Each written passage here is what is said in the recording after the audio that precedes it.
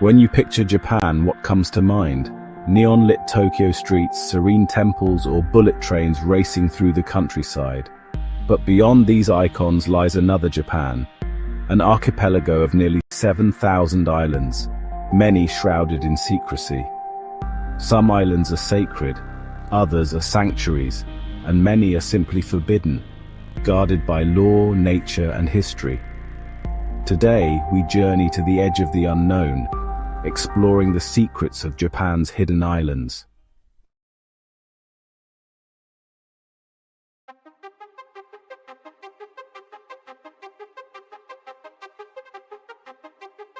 There's something irresistible about the forbidden. The moment something is declared off limits, it becomes more intriguing. A locked door, a sealed box, a do not enter sign. We want to know what lies on the other side. Japan's secret islands captivate us because their inaccessibility fuels our imagination. In a world where information is everywhere, these islands remain mysterious, rarely photographed or described. They remind us that even in the most familiar places, secrets still wait just over the horizon.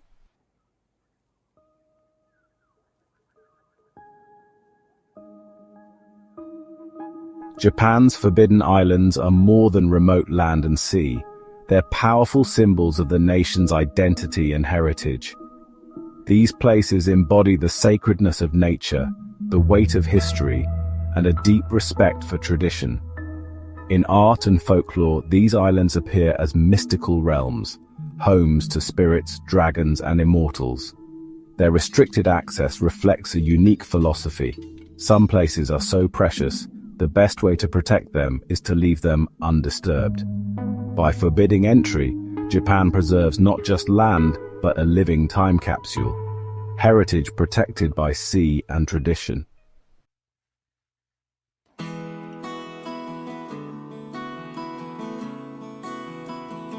With our maps laid out and curiosity sparked, we embark on a virtual journey into Japan's forbidden islands. We'll shine a light on these hidden places, exploring the history, culture, and secrets that keep them shrouded in mystery. From the haunting ruins of Hashima Island to the volcanic wonders of the Izu chain, each stop reveals a unique story. We'll uncover legends, spiritual secrets, and the uncomfortable truths hidden from most travelers. The veil is about to be lifted. Let's set sail and discover what lies beyond.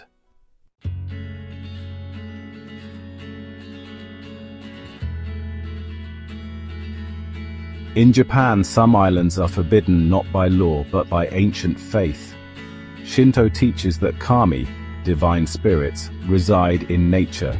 Mountains, trees, waterfalls, and entire islands. These islands are not just homes to gods, they are gods. To enter without permission is sacrilege, risking misfortune for all. For centuries, priests and guardians have protected these sacred places from the outside world. Beyond the realm of gods and spirits, some of Japan's islands are silent keepers of dark secrets, living monuments to conflict and national trauma. The restrictions here are not to protect a deity, but to contain a memory. Okinoshima, now known as Rabbit Island, hides a sinister past.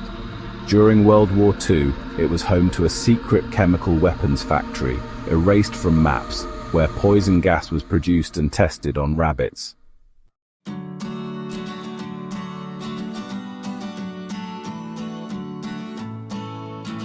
Another powerful reason for placing these islands under lock and key is the protection of nature itself. In a world where untouched wilderness is becoming increasingly rare, some of Japan's islands serve as invaluable biological time capsules. They are ecological fortresses, pristine sanctuaries where unique ecosystems have been allowed to flourish in isolation, free from human interference, invasive species, and pollution.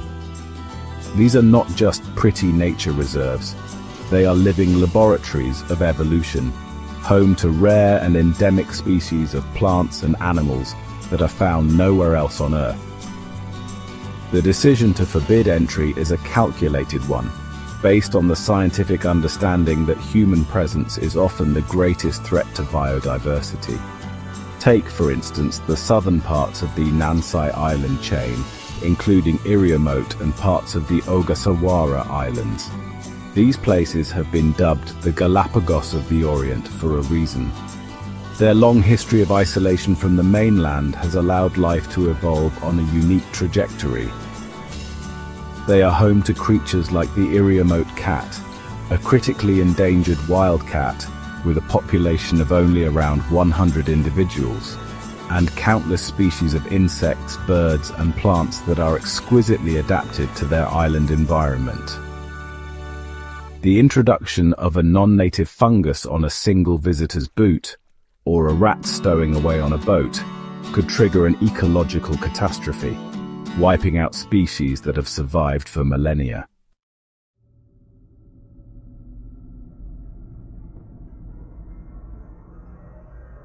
Some islands are forbidden not because of what they are, but because of what was done to them. These are places scarred by human activity, islands that have become symbols of industrial ambition gone wrong, or the tragic consequences of disease and social prejudice.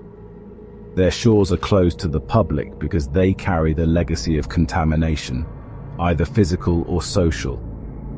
Hashima Island, famously known as Gunkanjima or Battleship Island, is perhaps the most iconic example. This once thriving undersea coal mining community was, at its peak, one of the most densely populated places on the entire planet. Thousands of workers and their families were packed into a fortress of concrete apartment blocks built on a tiny rock in the sea. The story of Hashima is one of immense industrial might, but also of immense human suffering. During the first half of the 20th century, particularly during World War II, many of the miners were conscripted laborers from Korea and China, forced to work in brutal, dangerous conditions deep beneath the seabed. The island became a place of hardship, exploitation, and death for many. After the mine closed in 1974, the island was abandoned almost overnight, left to decay. For decades, it was completely off-limits, a haunting ghost town slowly being battered by typhoons. The restriction was partly due to the dangerous, crumbling state of the buildings, but also because of its dark and contested history.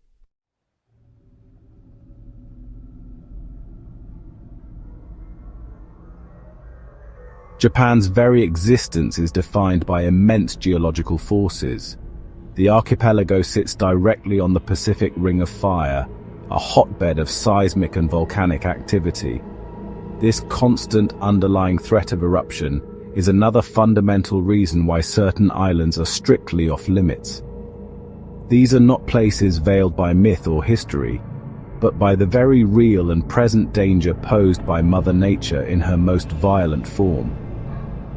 Some islands are, in fact, nothing more than the exposed peaks of active submarine volcanoes, their surfaces unstable and their behavior unpredictable. To allow habitation or even casual tourism on such volatile ground would be an act of extreme irresponsibility. A compelling case is the island of Torishima, part of the Izu chain south of Tokyo. Its name literally means bird island, and it is a critical breeding ground for the short-tailed albatross. However, it is also a very active volcano that has erupted repeatedly throughout modern history. In 1902, a cataclysmic eruption killed all 125 residents of a guano mining settlement on the island. Another major eruption in 1939 forced the evacuation of a meteorological station. Today, the Japan Meteorological Agency classifies it as a Class A active volcano, meaning it is constantly monitored for signs of unrest. The island is completely uninhabited, and landing is strictly forbidden for anyone other than authorized volcanologists or ornithologists.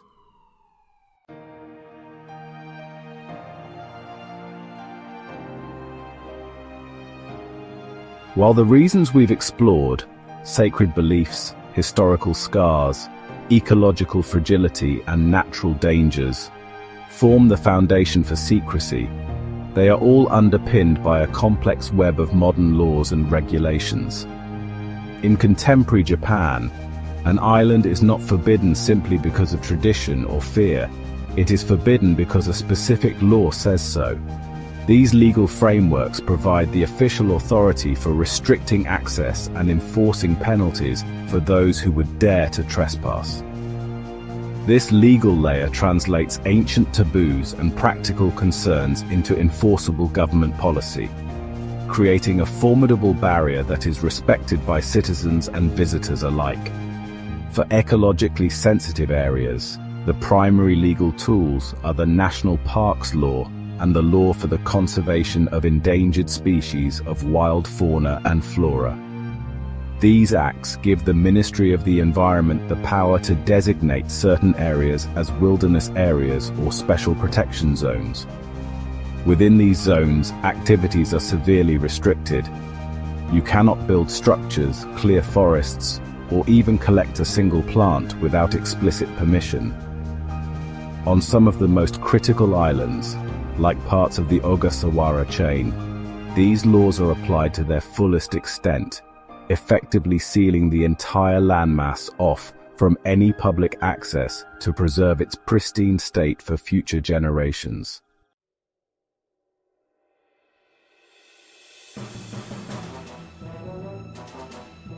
Our virtual tour begins at one of Japan's most haunting and visually arresting forbidden places, Hashima Island, more famously known as Gunkanjima, or Battleship Island. Located about 15 kilometers off the coast of Nagasaki, this small rocky outcrop is one of the most surreal landscapes you could ever imagine. From a distance, its silhouette truly resembles a colossal grey warship steaming through the ocean. It's an intimidating profile, a dense cluster of concrete buildings rising straight out of the sea, packed together so tightly that they appear as a single monstrous structure. This is not a place of natural beauty, but a raw industrial testament to a bygone era of immense ambition and relentless human toil, now left to the mercy of the wind and waves. For decades, Hashima was the engine room of Japan's industrial revolution. In 1887, the mighty Mitsubishi Corporation bought the island and began developing it to exploit the rich undersea coal seams that lay deep beneath the seabed. To accommodate the ever-growing workforce needed for this dangerous operation, a city was built upon the rock. Not just a mining facility, but a complete self-contained world. They constructed massive multi-story apartment blocks, some of Japan's very first large concrete buildings, along with schools, a hospital, shops, a cinema, and even a pachinko parlor. It was a city in miniature, a vertical metropolis where life was lived in close quarters, dictated by the rhythm of the mine whistles and the constant hum of machinery.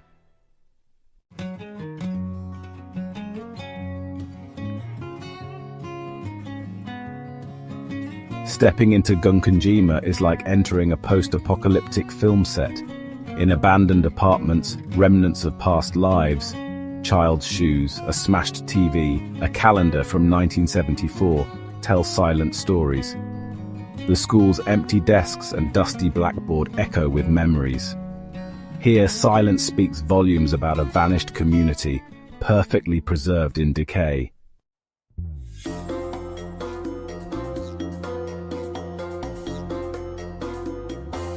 The story of Gunkanjima is not just one of industrial might and decay.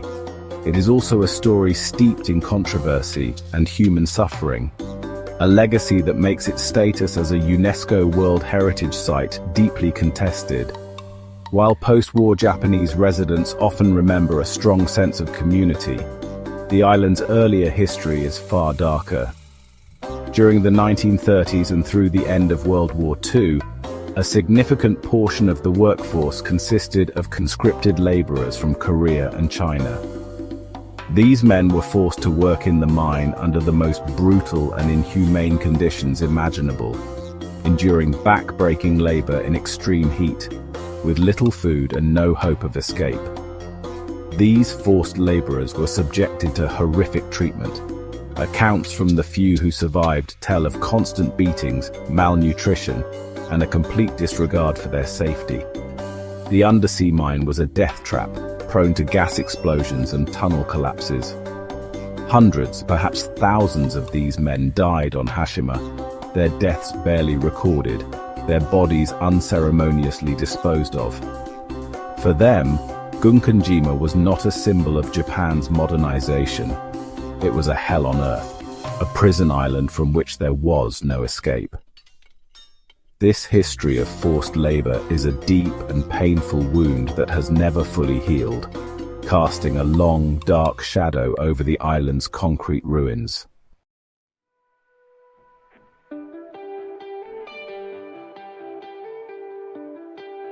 Leaving Nagasaki's industrial decay behind, our journey heads south of Tokyo, across the vast Philippine Sea. Here lie the Izu Islands, volcanic, remote, and beautiful. Aogashima is a spectacular island, a crater within a crater, rising from the ocean. Its unique double caldera is a true geological marvel. Fewer than 200 people live here, perched on the caldera's rim, between ocean and steaming cone.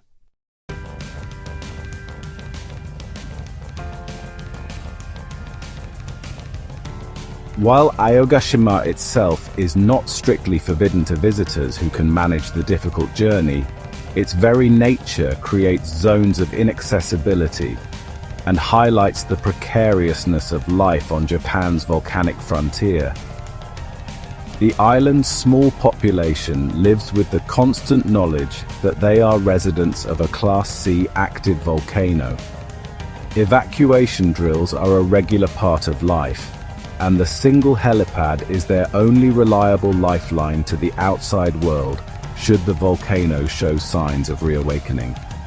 This ever-present risk shapes the community's mindset, fostering a deep respect for nature's power and a remarkable level of self-sufficiency. They are not just living on an island, they are living on a geological knife's edge. The inner Maruyama cone and its immediate surroundings are a zone of managed risk. While you can hike to the rim of the outer caldera and even descend into it, the area around the central cone is treated with extreme caution. Steam vents known as hingya dot the landscape, releasing geothermally heated vapor that smells strongly of sulfur. These vents are a visible sign of the magma chamber that lies not far beneath the surface. While they're cleverly used for cooking eggs and sweet potatoes in special steam pots, they're also a stark reminder of the immense heat and pressure building up below. Certain areas are fenced off, deemed too unstable, or the gas emissions too concentrated for safety.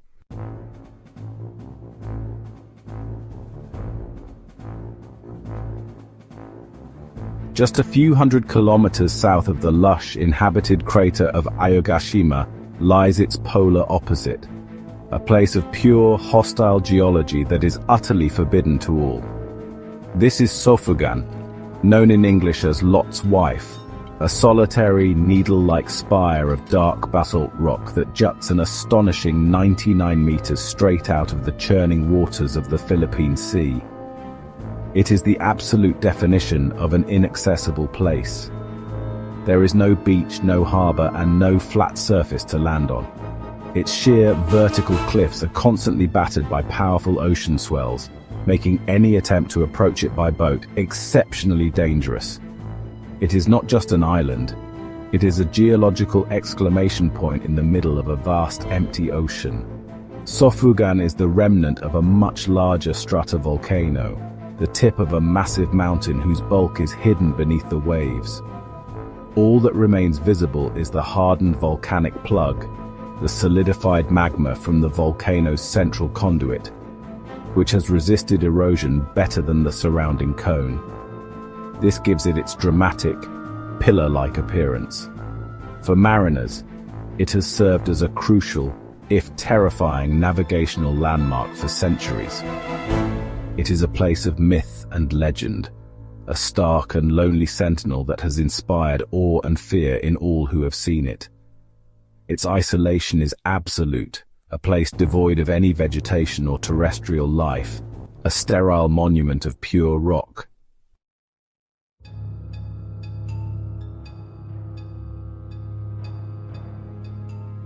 Our tour now navigates back north into the calm and picturesque Seto Inland Sea, a body of water dotted with thousands of idyllic islands. Here we find one of the most paradoxical and visited of Japan's secret islands, Okinoshima. At first glance, this small, easily accessible island appears to be a whimsical paradise, a place straight out of a fairy tale. It is famously known as Usagi-jima, or Rabbit Island, and for a very good reason. The island is home to a massive population of over 1,000 feral rabbits.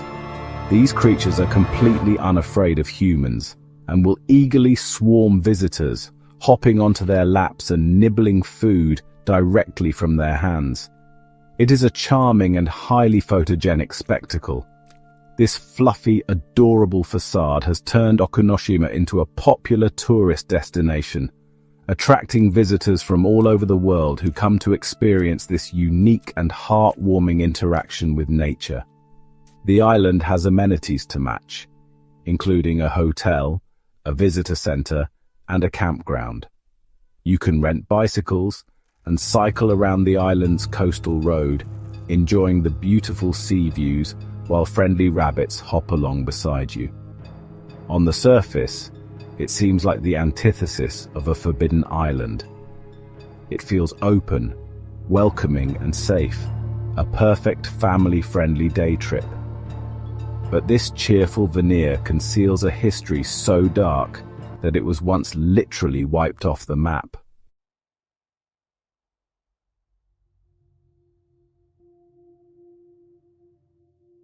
To understand the forbidden zones of Okinoshima, we must peel back the cute facade and confront its chilling history. In 1929, the Imperial Japanese Army selected this remote island as the ideal location for a top-secret project, the development and mass production of chemical weapons.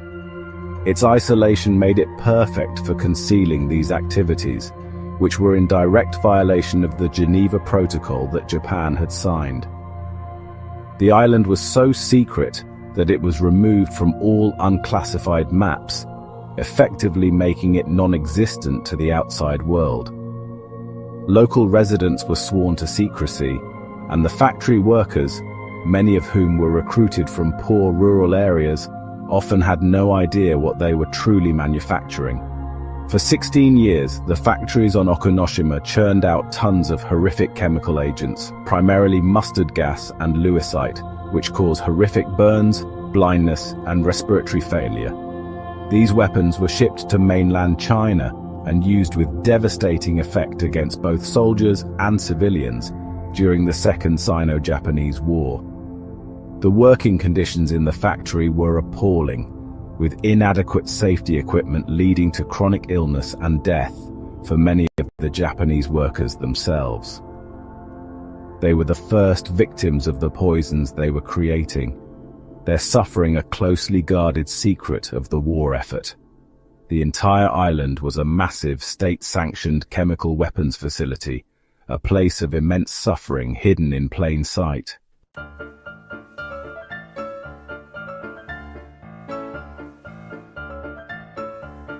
Our final destination is perhaps the most mysterious and strictly forbidden island in all of Japan, a place where the veil of secrecy is woven from pure ancient faith. We travel to Okinoshima, a small sacred island floating in the Genkai Sea between the main island of Kyushu and the Korean peninsula. This is not a place restricted by danger or a dark past, but by a profound and unbroken tradition of religious reverence that spans more than 1,500 years. The entire island is considered to be a Shinto deity, Specifically, it is the home of Tagorihime no Kami, one of 3 goddesses believed to protect mariners and ensure safe passage on this historically treacherous sea route. To understand Okinoshima's forbidden status, one must understand its role in Japanese history and religion. From the 4th to the 9th centuries, the island was a crucial site for state-sponsored rituals. The ruling Yamato court, seeking to secure divine favor for its diplomatic and trade missions with mainland Asia, would send emissaries to Okinoshima to perform elaborate rites. They would leave spectacular offerings to the goddess on the island's shores and in its hidden rocky coves. These were not simple prayers but grand political and spiritual acts, designed to project the power and piety of the Japanese state across the sea.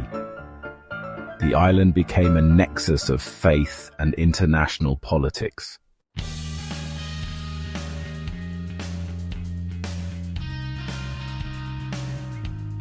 The result of these ancient taboos is that Okinoshima has become a staggering repository of priceless artifacts, often referred to as the shugo, or sea treasury. Because nothing could be removed, the island's surface is littered with over 80,000 individual offerings, all designated as national treasures of Japan. These are not simple trinkets. They are exquisite, high-status items that demonstrate the wealth and vast international connections of the ancient Yamato court.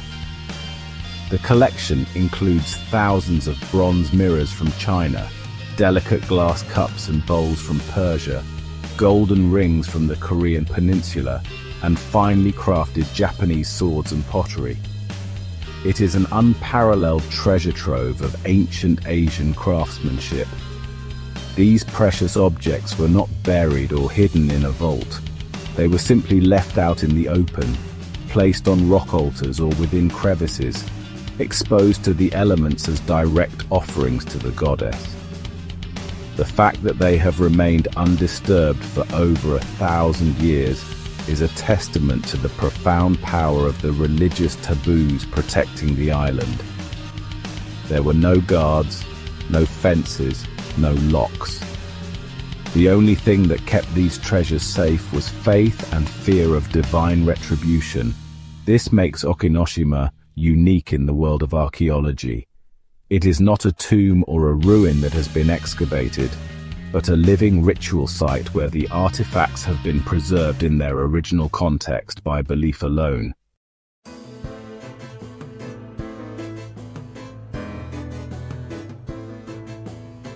Okinoshima's story is unique, a sacred island where ancient beliefs and modern protection meet. After becoming a UNESCO site, all visits stopped. Not everyone agreed. But its guardians chose to keep its spiritual purity, believing its true worth lies in remaining untouched, a place for the goddess, not for tourists.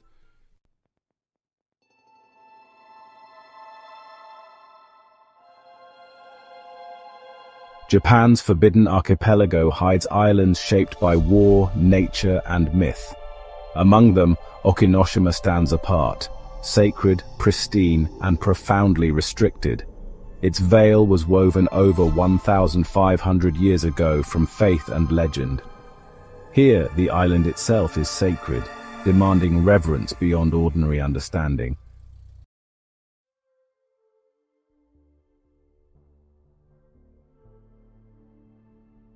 To comprehend the profound sacredness of Okinoshima, we must travel back in time to the mythological origins of Japan itself, as chronicled in the ancient texts of the Kojiki and Nihon Shoki.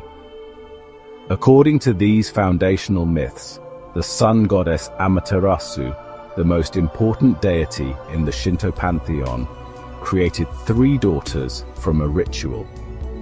These 3 goddesses, known as the Munakata Sanjojin, were sent down from the heavens to the earth. Their divine mission was to reside in the treacherous strait between Kyushu and the Korean peninsula, to protect the sea routes, and to watch over the Japanese state and its people, particularly the imperial family, who are said to be descended from Amaterasu herself. Each of the three goddesses was enshrined in a different location, forming a triangle of divine protection.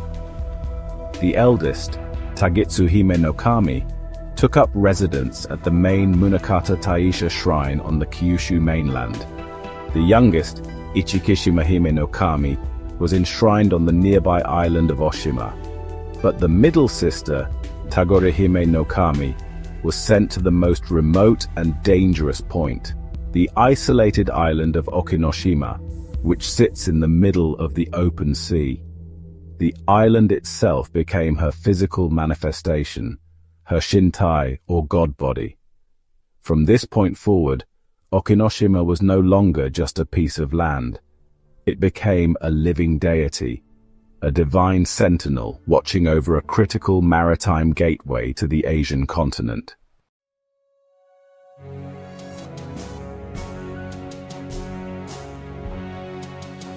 With Okinoshima established as the sacred domain of a powerful goddess, it became the stage for some of the most important and elaborate religious rituals of ancient Japan.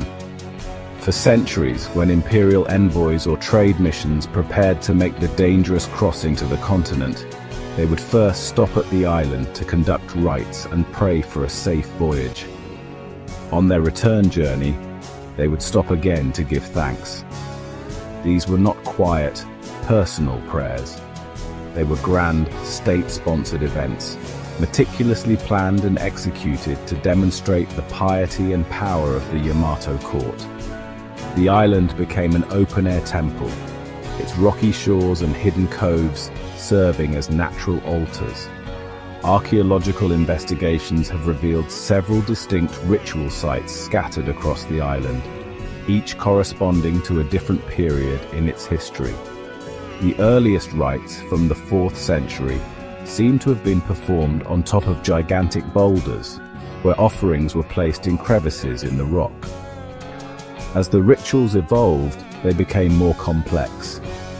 Later sites show evidence of more structured altars, where offerings were laid out in deliberate ceremonial patterns. These sites were chosen for their dramatic natural features, a towering rock, a sheltered inlet, places that would have felt charged with spiritual energy, suitable for communicating with a powerful kami.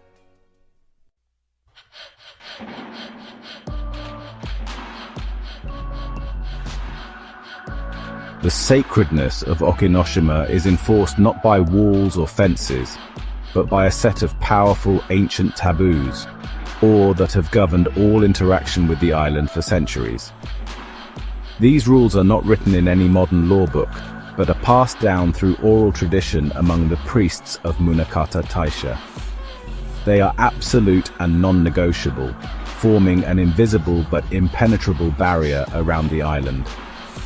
The most famous of these, as we've noted, was the complete prohibition of women. While the original reason is debated, theories range from beliefs about ritual purity to the jealousy of the resident goddess. The rule was strictly enforced until the island's modern era, shaping its identity as a place of extreme masculine sanctity. Another fundamental taboo is the requirement of purification, or before the annual festival, the select group of priests and laymen permitted to land had to undergo this intense ritual. This involved stripping completely naked on the shore, regardless of the weather, and immersing themselves in the cold, cleansing waters of the sea. This act was symbolic, meant to wash away the impurities of the outside world before entering the divine presence of thee. It was a humbling experience, a physical and spiritual rite of passage that reinforced the immense gap between the profane human world and the sacred space they were about to enter. It underscored that one does not simply visit Okinoshima, one must be made worthy of it.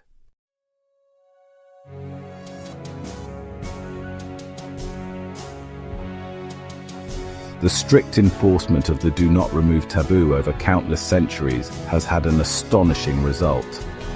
Okinoshima has become home to one of the most spectacular collections of ancient artifacts ever discovered, a treasure trove so vast and significant that all 80,000 items have been collectively designated as national treasures of Japan. This is the Shugo, or sea treasury. These are not treasures buried in a tomb or hoarded in a vault. They are the ritual offerings left in their original locations, scattered across the island's 22 ritual sites, exactly as they were presented to the goddess by ancient mariners and imperial envoys more than 1,000 years ago. The sheer quality and variety of the artifacts are breathtaking, and they paint a vivid picture of Japan's deep connections with the wider world during the first millennium.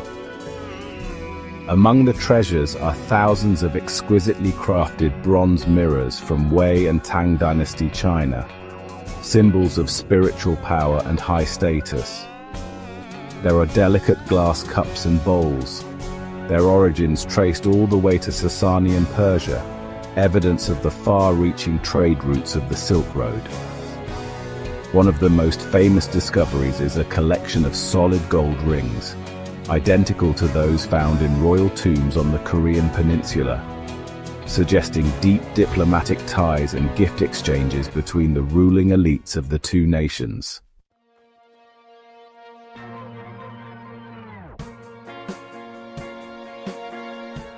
The enduring sanctity of Okinoshima cannot be understood without acknowledging its human guardians. The generations of Shinto priests of the Munakata Taisha. This grand shrine, located on the Kyushu mainland, is the headquarters of the cult of the three Munakata goddesses and the administrative and spiritual center for all three sites, including Okinoshima. For over a millennium, the priests of Munakata Taisha have been the custodians of the island's traditions, the keepers of its secrets, and the enforcers of its sacred taboos. Their role is not merely ceremonial. They see themselves as the literal servants and protectors of the goddess who resides on the island. The guardianship is a sacred duty passed down through generations.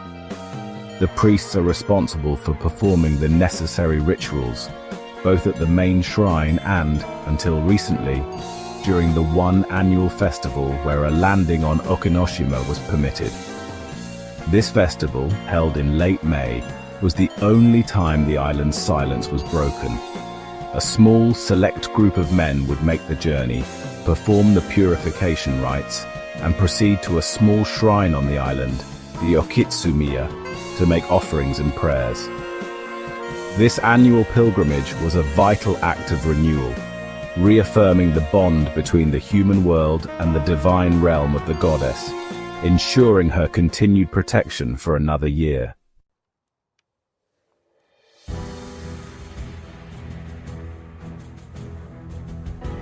In 2017, the story of Okinoshima entered a new and, complex chapter when it was officially inscribed on the UNESCO World Heritage List. This global recognition was, honestly, a double-edged sword for the island and its guardians. On one hand, it was a profound acknowledgement of Okinoshima's outstanding universal value, celebrating its unique role as a time capsule of ancient maritime religious traditions. It brought international validation to the centuries of careful preservation undertaken by the Munakata priests. The designation celebrated not just the tangible treasures on the island, but also the intangible beliefs and taboos that had protected them for so long. A rare focus for a World Heritage Site. On the other hand, UNESCO status typically brings with it a massive influx of global attention and, an expectation of tourism. Suddenly, the world's most secret and inaccessible island was on the global stage, its name appearing in travel magazines and news articles. This created an immense dilemma. How could the Guardians reconcile their sacred duty to protect the island from human presence with the world's newfound desire to see and experience this heritage site? The pressure to open the island, even in a limited capacity, was immense. The modern world, with its insatiable appetite for access and information, was, in a sense, knocking at the goddess's door.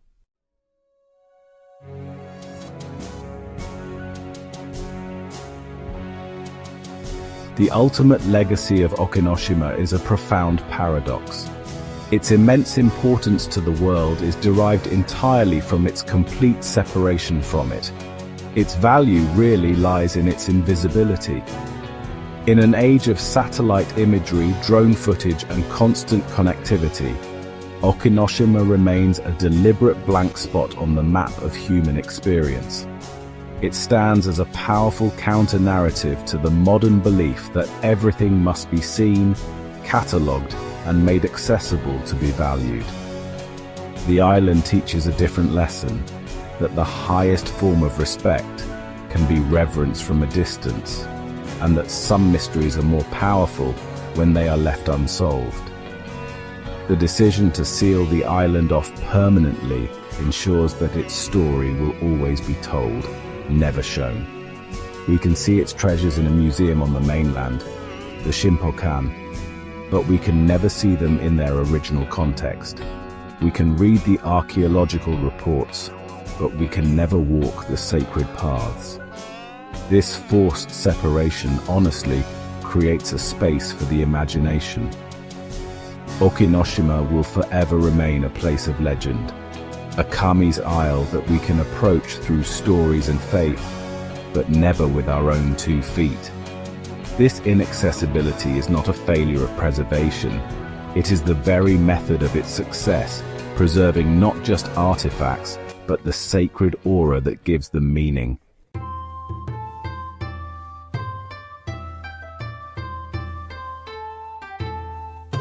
These forbidden islands are not just restricted zones, they are cultural anchors, holding fast against the relentless currents of change. In a nation transformed by rapid modernization, these islands preserve a deep reverence for nature and tradition. They embody the Shinto belief that the divine lives within the landscape itself. Islands like Gunkanjima remind us of difficult histories, ensuring the past is not forgotten. These islands ground Japan in its spiritual traditions and complex history, preserving its very essence for future generations.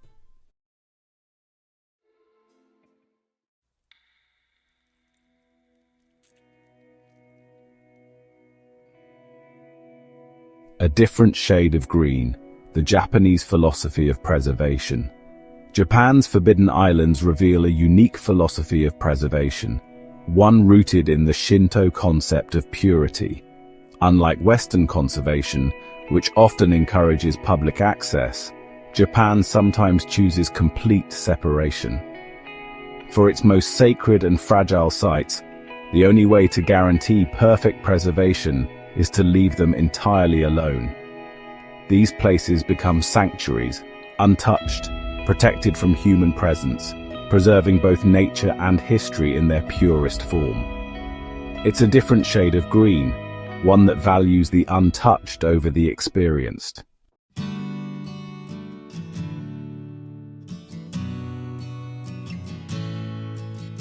In our hyper-connected world, the idea of a truly forbidden place feels almost outdated. Satellite images and social media bring even the remotest locations to our screens. Yet, Japan's forbidden islands keep their mystique, sparking a digital pilgrimage for the endlessly curious. The scarcity of information acts as a magnet, turning research into a treasure hunt. Online communities share rare photos and clues, piecing together the island's stories. The journey is digital, but the allure of mystery and our curiosity remains as powerful as ever.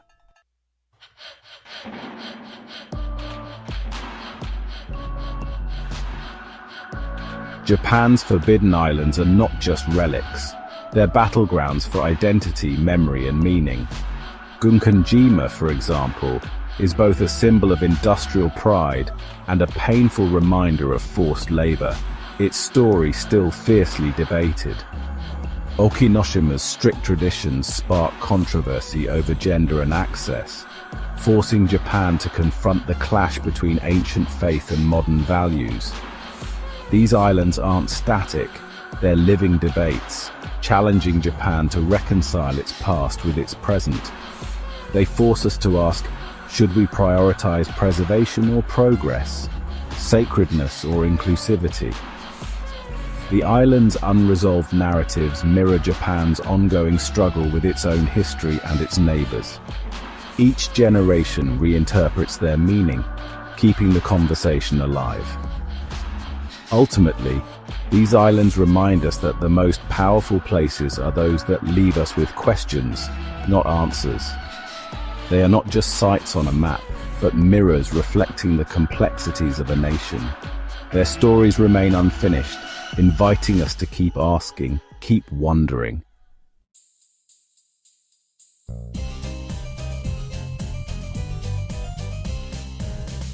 Our journey through Japan's hidden islands has revealed more than just forbidden shores. We've seen Gunkanjima's haunting ruins, Ogashima's volcanic resilience, Okinoshima's dark secrets, and Okinoshima's sacred isolation. Each island taught us that secrecy is never simple. It's woven from history, faith, danger, and memory. These places are not just restricted, they're cultural touchstones and philosophical challenges. Their isolation preserves mysteries that shape Japan's identity. The unseen islands are reminders that some stories are best approached with respect, not intrusion. They balance the rush of modern life with the quiet power of the unknown. In their silence, they invite us to reflect, not just visit.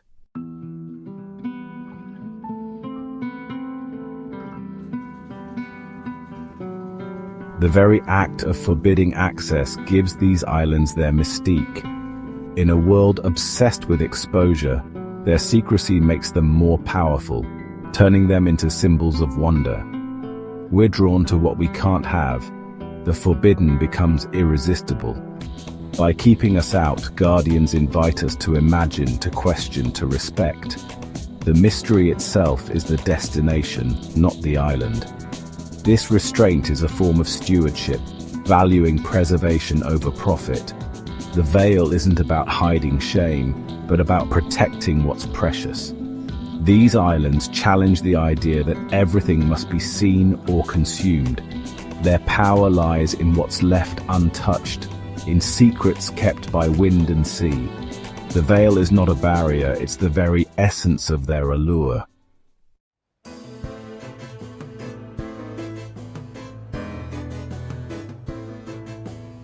As our voyage ends, your own journey can begin. Let these islands spark your imagination. Picture their forests, ruins, and rituals. Imagine the lives once lived, the faith that guarded treasures, the mysteries that remain. True exploration happens in the mind, respecting what cannot be touched. The greatest gift these islands offer is the wonder they inspire. They remind us that mystery still exists, even in a mapped world. Choose an island, read more, dream more. Let curiosity be your guide. What secrets might you uncover, if only in your imagination?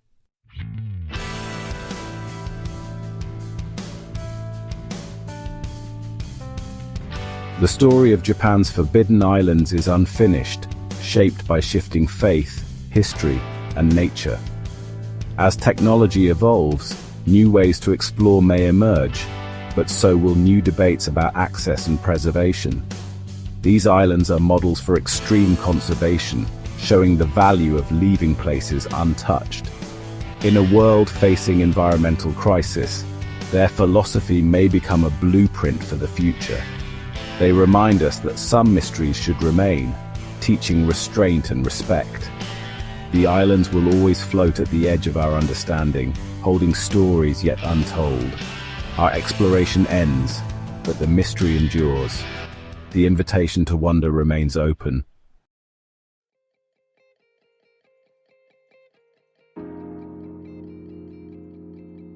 Our journey through Japan's Forbidden Islands ends here, but your exploration is just beginning. Which island captured your imagination? Gunkanjima's ruins, Okinoshima's sanctity, Aogashima's wildness. Share your thoughts in the comments. Your perspective adds to the story. Every opinion deepens our collective understanding of these enigmatic places. By joining the conversation, you help keep the spirit of discovery alive. This channel is a community for curious minds. Let's keep exploring together. Dive into the comments and tell us which island fascinated you most and why. Your insights inspire new questions and new journeys. We can't wait to read what you think. Let's continue the adventure together.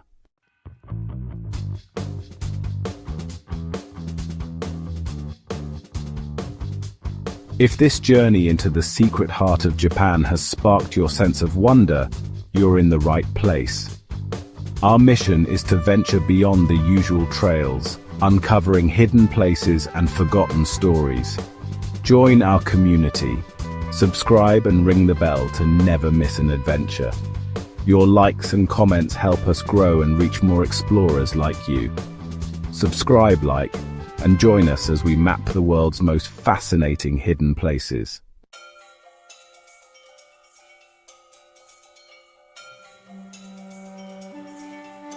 As we leave the mysterious waters of Japan, our gaze turns to the next horizon. The world is vast, and hidden places await discovery.